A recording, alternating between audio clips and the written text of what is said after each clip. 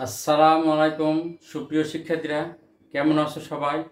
আশা করি সবাই ভালো আছো। আবারও নতুন একটি রেকর্ডেড ক্লাস নিয়ে চলে আসলাম। 2026 ও 27 সালে এসএসসি যারা পরীক্ষা দেবে তাদের উদ্দেশ্যে আজকে এই বোর্ড কোশ্চেন সলভ ক্লাস। পদার্থবিজ্ঞানের সপ্তম অধ্যায় একটি গুরুত্বপূর্ণ অধ্যায়। এই অধ্যায়ের গাণিতিক সমস্যার সমাধান আমরা নিয়ে আলোচনা করব। চলো আমরা গাণিতিক সমস্যা নিয়ে আলোচনা করব। আজকে ক্লাসটি হচ্ছে 2017 সালে রাজশাহী বোর্ডে এই শব্দ তরঙ্গের উপর একটি প্রশ্ন এসেছে। এই প্রশ্নটি বিভিন্ন বোর্ডে বরাবরই আসে, 2026 ও 27 সালে আসতে পারে। তাই এই প্রশ্নটির সমস্যার সমাধান যদি আমরা জানি তাহলে অনুরূপ কোনো প্রশ্ন আসলে তো আমরা অ্যান্সার করতে পারবো। তাহলে প্রশ্নটি কি, চলো দেখি। প্রশ্ন কি বলছে, এটা একটা চিত্র দেওয়া আছে। এই চিত্রের মাঝে শুধু 50 সেন্টিমিটার বলছে, আর কিছু সংকোচন আর সম্প্রসারণ দেখানো হয়েছে। সংকোচন প্রসারণ, সংকোচন প্রসারণ, প্রসারণ সংকোচন, এভাবে 3 জায়গায় সংকোচন, 2 জায়গায় প্রসারণ। তাহলে একবার সংকোচন আর একবার প্রসারণের মাধ্যমে একটি তরঙ্গ উৎপন্ন হয়, সংকোচন এবং প্রসারণের মাধ্যমে আরেকটি তরঙ্গ উৎপন্ন হয়। তাহলে সংকোচন প্রসারণ একটা তরঙ্গ, সংকোচন প্রসারণ মানে আরেকটি তরঙ্গ, আর শুধু সংকোচন হয়েছে তাহলে একটা তরঙ্গের অর্ধেক। তাহলে এখানে আমার মোট তরঙ্গ উৎপন্ন হয়েছে 2টি আর একটা অর্ধেক, অর্থাৎ আড়াইটা। 5/2 ল্যামডা এ তরঙ্গ উৎপন্ন হয়েছে। এটা বায়ু মাধ্যম। তাহলে বায়ুতে শব্দের বেগ কত দেওয়া আছে? 374 মিটার পার সেকেন্ড। পানিতে শব্দের বেগ দেওয়া আছে 1474.75 মিটার পার সেকেন্ড। তাহলে এই তথ্যগুলো আমার দেওয়া আছে, বায়ুতে কম্পাঙ্ক নির্ণয় করতে হবে। তাহলে শুরুতে আমরা কি কি দেওয়া আছে সাইড নোট হিসাবে লিখে নেই, তারপরে আমরা সূত্রের মাধ্যমে সমস্যাটি সমাধান করব। তাহলে কি দেওয়া আছে দেখে নেই। গ নাম্বার প্রশ্নের সমাধান।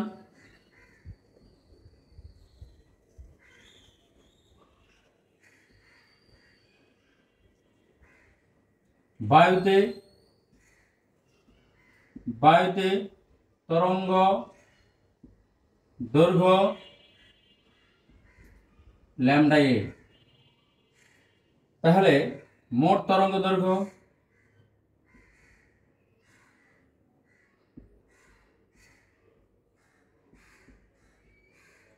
ল্যামডা এ ডিভাইডেড 5 ল্যামডা এ ডিভাইডেড 2, অর্থাৎ আরেকটি মানে 5/2 মানে দুইটা পূর্ণ আর একটা অর্ধেক। তাহলে 5 ল্যামডা এ ডিভাইডেড 2 এতটি তরঙ্গ দৈর্ঘ্য, আর এটার মান দেওয়া আছে কত? 50 সেন্টিমিটার। তাহলে প্রশ্নের মধ্যে এটাইগুলো আমরা লিখতে পারবো। তার আগে তরঙ্গ দৈর্ঘ্য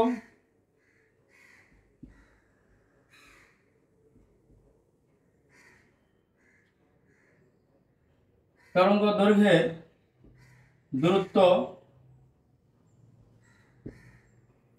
50 সেন্টিমিটার সমান 0.5 মিটার। তাহলে এটা আমরা সমান করতে পারবো, সেখান থেকে একটা তরঙ্গ দৈর্ঘ্যের মান আমরা বের করতে পারবো। প্রশ্নের মধ্যে 5 ল্যামডা এ ডিভাইডেড 2 ইকুয়াল 0.5, 5 ল্যামডা এ 0.5 গুণন 2 ল্যামডা এ ইকুয়াল 0.5 গুণন 2 ডিভাইডেড 5। তাহলে একটা তরঙ্গ দৈর্ঘ্যের মান আমরা বের করতে পারবো। তাহলে ক্যালকুলেশন করি। 0.5 গুণন 2 ডিভাইডেড কত? তাহলে একটা তরঙ্গ দৈর্ঘ্যের মান কত দেওয়া আছে? 0.2 মিটার। তাহলে একটা তরঙ্গ দৈর্ঘ্যের মান আমরা কিন্তু বের করলাম। একটা তরঙ্গ দৈর্ঘ্যের মান আমাদের জানা। তাহলে বায়ুতে বেগ দেওয়া আছে, বায়ুতে কম্পাঙ্ক চেয়েছে। বায়ুতে যদি বেগ দেওয়া থাকে, বায়ুতে যদি কম্পাঙ্ক চায়, তাহলে বায়ুতে বেগ আর বায়ুতে তরঙ্গ দৈর্ঘ্য আর কম্পাঙ্ক আমরা ইজিলি বের করতে পারবো। তাহলে এই একটা মান দেওয়া আছে। বায়ুতে কি দেওয়া আছে? বায়ুতে বেগ V equal 374 metre per second. বায়ুতে কম্পাঙ্ক বায়ুতে কম্পাঙ্ক এফ ইকুয়াল হয়। তাহলে এই মানগুলো আমাদের সব দেওয়া। তাহলে এখন আমরা কি লিখতে পারি? আমরা জানি কি লিখি, আমরা জানি ভি ইকুয়াল এফ ল্যামডা এ। যেহেতু কম্পাঙ্ক চেয়েছে, তাহলে যেটা চাপে সেটা আমাদের কোন দিকে লিখতে হয়?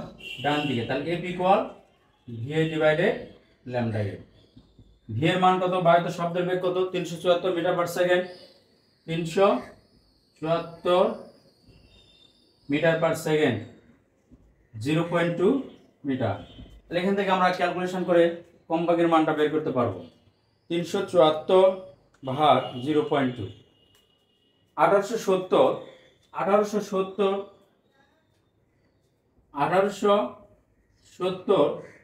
Hertz, 1870 hertz. তাহলে এই কম্পাঙ্কের মানটা কত বের হলো? 1870 হার্স। তাহলে কি কি দেওয়া ছিল? সংকোচন সম্প্রসারণ দেওয়া ছিল। এখান থেকে 50 সেন্টিমিটার তার দৈর্ঘ্যে মানটা দেওয়া ছিল। তাহলে বায়ুতে তরঙ্গ দৈর্ঘ্য ল্যামডা এ, তাহলে মোট তরঙ্গ দৈর্ঘ্য 5 ল্যামডা এ ডিভাইডেড 2। তরঙ্গ দৈর্ঘ্যের দূরত্ব 50 সেন্টিমিটার, সেখানে এসে একক মিটার করলাম। প্রশ্নের মধ্যে এটার মান ক্যালকুলেশন করে একটা তরঙ্গ দৈর্ঘ্যের মান আমরা বের করে নিলাম। একটা তরঙ্গ দৈর্ঘ্য আর বায়ুতে শব্দের বেগ যদি জানা থাকে, তাহলে বায়ুতে কম্পাঙ্ক কত তা আমরা সহজে বের করতে পারবো। তাহলে V equal to F lambda, F equal to V A divide lambda. এখান থেকে ক্যালকুলেশন করলে এই কম্পাঙ্ক বায়ুতে কত বের হয়? 1870 হার্স। আশা করি সকলে বুঝতে পেরেছে। এখন পরবর্তী প্রশ্নে আমরা অ্যান্সারে যাই। বায়ুর তুলনায় পানিতে সৃষ্ট শব্দের তরঙ্গ দৈর্ঘ্যে কিরূপ পরিবর্তন হবে তা নির্ণয় করো।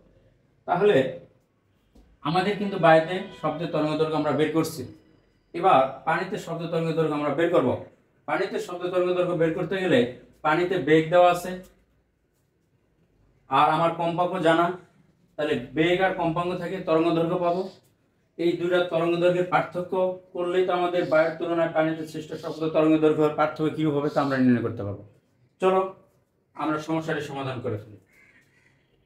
এটা আশা করি বুঝতে পেরেছ।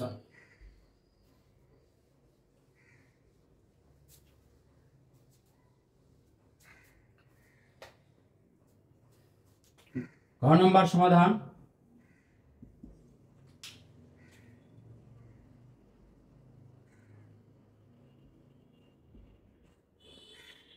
তাহলে কি দেওয়া আছে? গ হতে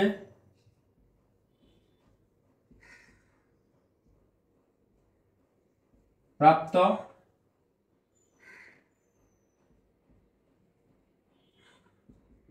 কম্পাঙ্ক এফ ইকুয়াল 1870 হার্স।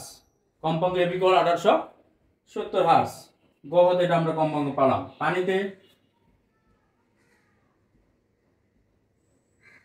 বেগ VW equal 1474.75 metre per second. তাহলে পানিতে ভিডব্লিউ দেওয়া আছে, কম্পাঙ্ক আমাদের জানা। তাহলে বায়ুতে আমরা তরঙ্গ দৈর্ঘ্য বের করছি, এবার আমরা পানিতে তরঙ্গ দৈর্ঘ্য বের করব। পানিতে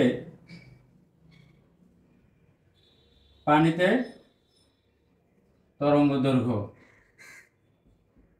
পানিতে তরঙ্গ দৈর্ঘ্য ল্যামডা ডাব্লিউ ইকুয়াল হয়। তাহলে আমরা কি জানি?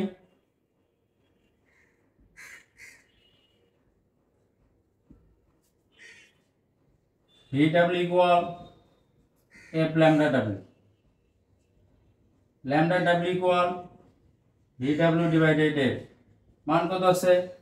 1474.75 মিটার পার সেকেন্ড, কম্পাঙ্ক 1870 হার্স। এখান থেকে ক্যালকুলেশন করলে আমাদের পানিতে সৃষ্ট শব্দ তরঙ্গ দৈর্ঘ্যটা পাবো 1474.75 ভাগ 1870, 0.788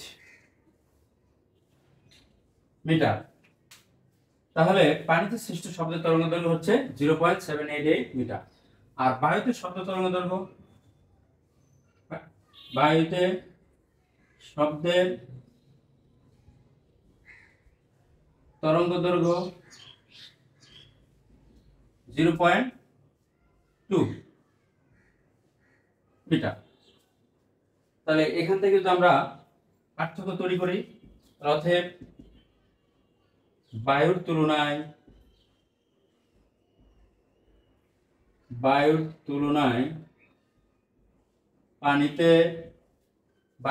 পানিতে সৃষ্ট শব্দ তরঙ্গের পার্থক্য 0.78, একটা 2 ঘর যেতে এখানে না, 2 ঘরে নেই, -0.2 ক্যালকুলেশন করলে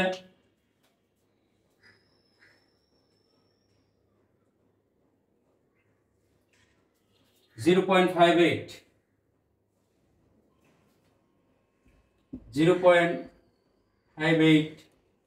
মিটার। এগুলো পয়েন্টের ক্ষেত্রে মানে কিছু কম বেশি হয়, মান আমরা যেভাবে ধরবো বা মান যেভাবে লিখবো সেই অনুপাতে অ্যান্সারগুলো বের হবে, এটা নিয়ে সমস্যা নেই। তাহলে টোটাল প্রশ্নটির সমাধান আমরা আর এক নজরে দেখে নেই, কিভাবে আমাদের সমস্যাটির সমাধান হলো। আমাদের কোনো জায়গায় যদি কনফিউশন থাকে সেই সমস্যাটি আমরা আবার পুনরায় সমাধান করতে পারব।